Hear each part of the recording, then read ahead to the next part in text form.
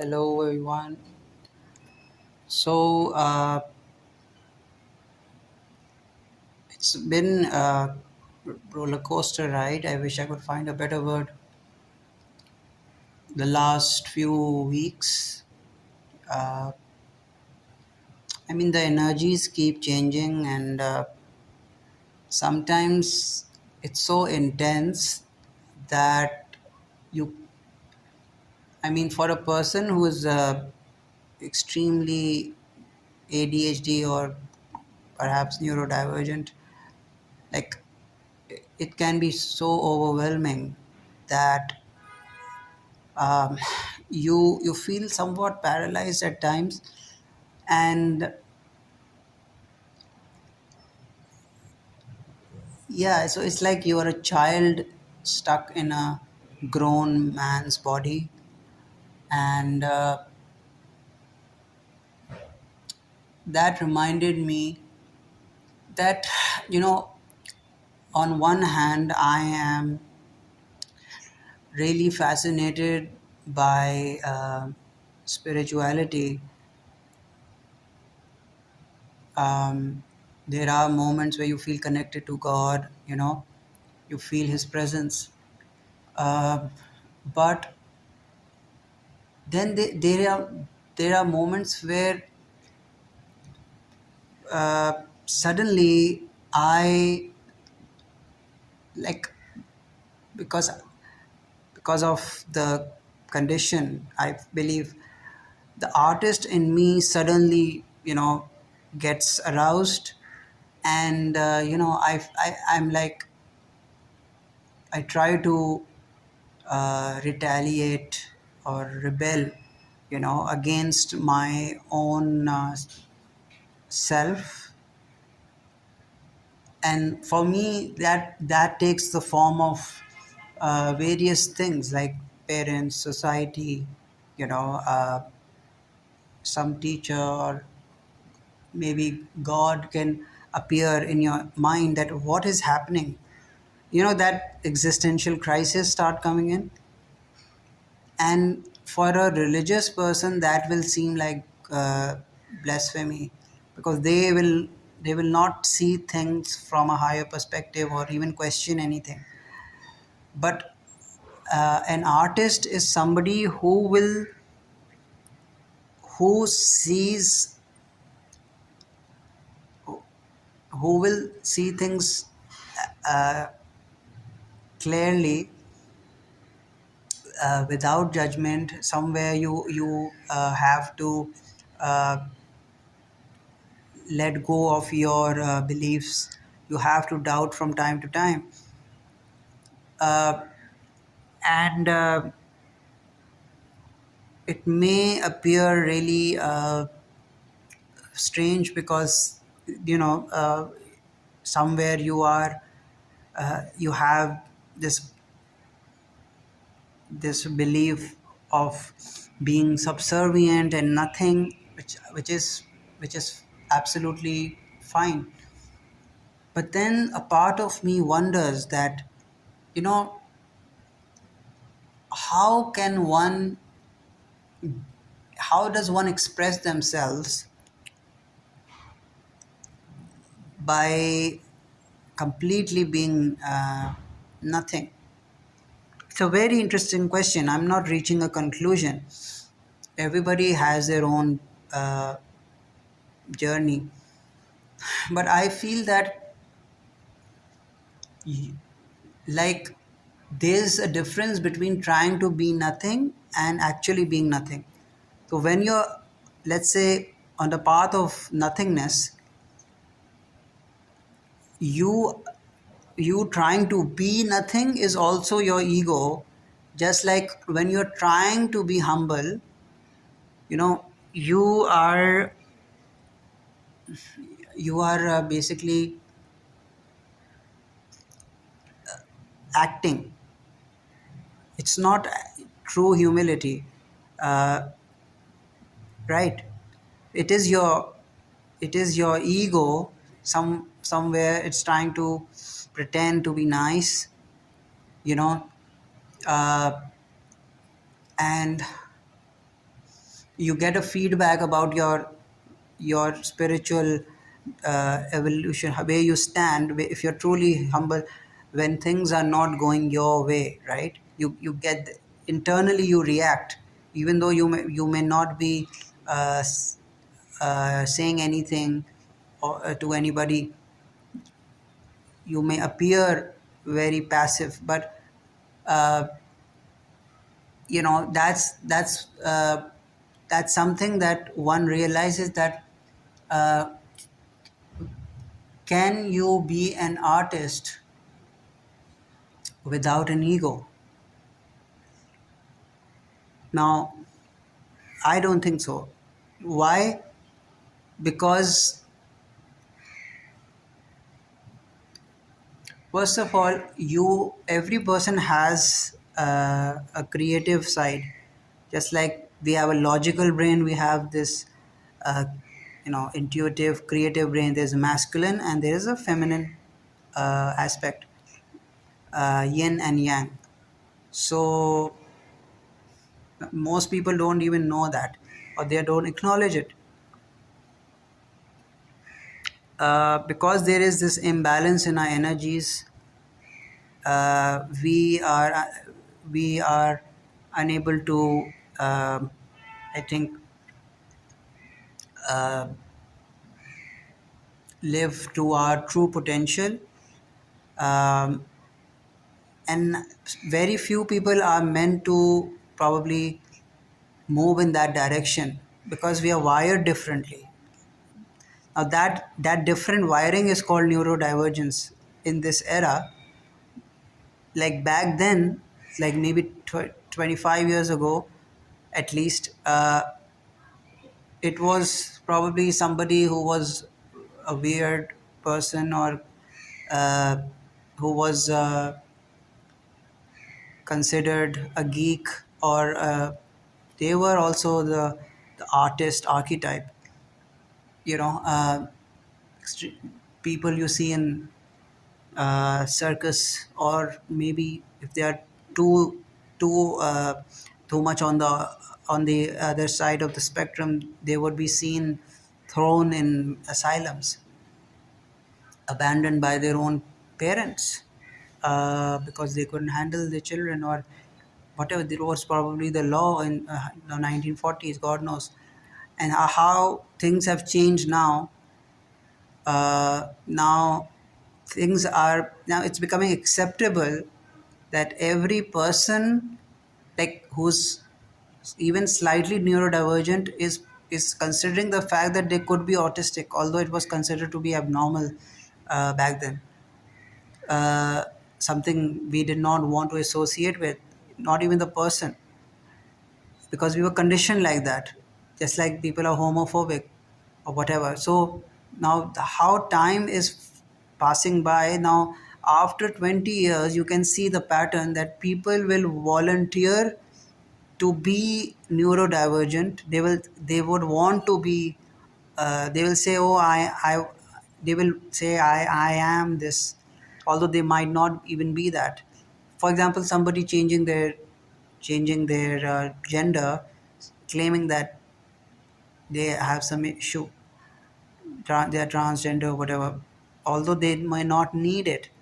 But because now it is becoming acceptable, people are somewhat doing that. Unfortunately, it can be bad for, it's just like self-diagnosing yourself, right? And saying, oh, I'm schizophrenic and I'm going to take this antipsychotic or whatever, and you can actually become that. So that can also be a problem in the society. But what I'm saying is that how a person, like if you are an artist, no matter what your neurological condition is, you need, it's very important to have a strong sense of self. A strong character doesn't mean that you become arrogant, or you are like you are oppressing others, or you are narcissistic or whatever. every person has some level of narcissism. Even people who appear to be holier than thou, unfortunately, like, it's ironic, but they also, it's all pretense. Very few people are saints. Very few people are genuinely, they are saints, right? The point is that uh, that it's about understanding that you as an artist need to reclaim your power, because I feel that otherwise, how can one live?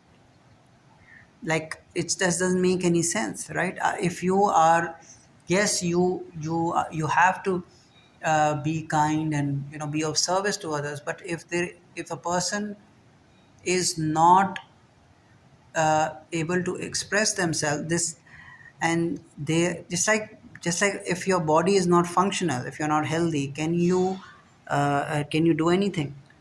Can you appreciate life? So this is where I feel that one needs to be careful when you are thinking about spirituality. This is where we call it spiritual bypassing, where you are, because you are in avoidance somewhere, you got lucky, you had some awakening, and then you had some certain experiences, and you have certain gifts or whatever.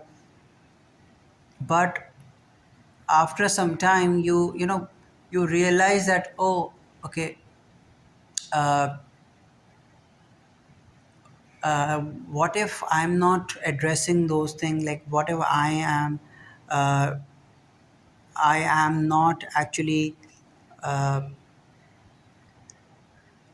like, I'm not facing the reality of, like, somewhere, you know like, we accept the reality we think we deserve. There's a famous line from uh, a movie or a book called Works of Being a Wallflower or something. So what happens is that we I believe that the one of the greatest blessings is to have to be self-sufficient in this life, to have to have a strong sense of self, to be independent. It's not even something that is out of this world. It's something very basic. It's a need. But in my life, I think, I believe that I was like that, because when you are masking, or you are functioning like a so-called normal person, you that time you're not aware of your neurodivergence. I'm not diagnosed, but I can relate to that. I'm not a fan of labels, but that's what I'm saying, that somehow you have to draw a line and say, okay, I am also in this, I'm somewhere fall into this spectrum. And it can be very, it's not fun. It's not like, oh, I also want that. You don't choose that.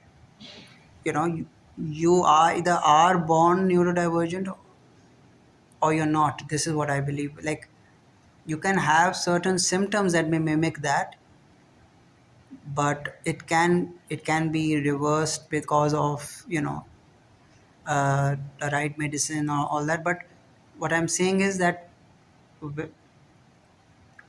when you realize you are an artist, uh, it's very important to have your uh,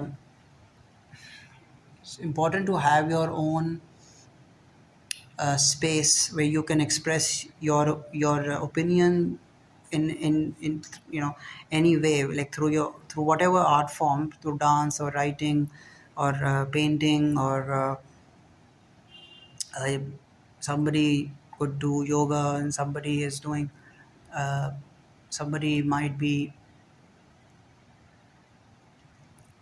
uh, doing calligraphy, or they are acting, whatever, people perform.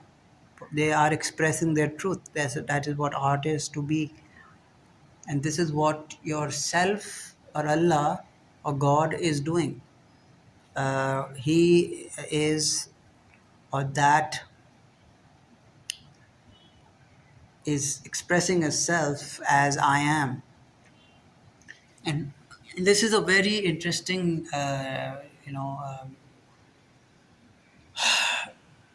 it's a duality, where there is this selflessness within the self, that there is this emptiness, yet there is this fullness, according to Buddhism. So it's interesting that you, on one hand, you have to let go of yourself, and on the other, there is an ego, the I, which has to go through the suffering. What is that suffering? That suffering is of the, the all the impressions, the deep desires, fears, whatever we are carrying, because you are an individual. You are, when you are here as this character in this body, you have to go through pain and all those things, right? Even if you are in denial, you have to go through life. And that keeps reminding you, no matter what your situation is, that uh, you uh, have to embrace your individuality. uh, y- that is what true form of worship is. Like, it's not about the culture that has developed. I mean, you can easily fall into the trap of being going into this self love thing, where you are obsessed with yourself and saying, oh, God is love, and this. No, that is different. I feel that may work for somebody else, but for me, I believe that one must appreciate the invisible presence, that stillness, uh, that surrounds us, that is always there. And we have to, like, from time to time, like, you have to cut yourself off from the noise, the chaos of the world, and go somewhere where you can just let go of yourself, and you enter that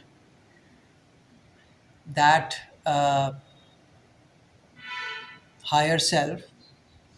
You and and then, just like when you are asleep, you forget yourself, and you recharge your body. You have to recharge your soul. It's like your soul is like a drop that needs to become one with the ocean. uh, you know other Otherwise, you start, uh, that is what suffering is. It's like, imagine a drop as a fish. It's suddenly out of water, and it starts, uh, it's traumatized. It wants to jump in the water. So we are like that. We go back in the ocean, and we start swimming. So once the more we are connected to ourselves, obviously our soul is in that. Now, even when we are conscious and we are connected, we will feel that tranquility. So, but in a waking state, we you are living in the world. You have to perform your duties, and yeah, so it can be tricky at times, but again, don't be disappointed, or like, try to see the beauty in you, when you realize that, God has created this uh, world for a reason. Everything, there's a reason why we need this discernment, right? Otherwise, there won't be anything to live for. If we are uh, in this emptiness all the time, we may not care about anything. Maybe we could be so indifferent that we might be very selfish, and so we have to understand the balance between learning to hold on and letting go. So this was my message. I hope it made sense. uh, I think it made some sense to me. So in a nutshell, it's important to experience that selflessness, to connect with God, but at the same time, as an individual, you have to embrace your uniqueness, uh, accept your strengths and weaknesses, and understand that having your own opinion, doing what you love, is not a sin. It's questioning God, reality, your own religion is not blasphemy. Yes, if you are being if something else is happening that is really evil, or you feel that there is some dark force, then that is another thing. You have to that's where you seek help from any spiritual person, or some doctor or whatever, because at the end of the day you need to be at least stable enough, or there needs to be harmony within you so that there is harmony around you. So I that was my message for today, and thank you for listening. Take care. Bye bye.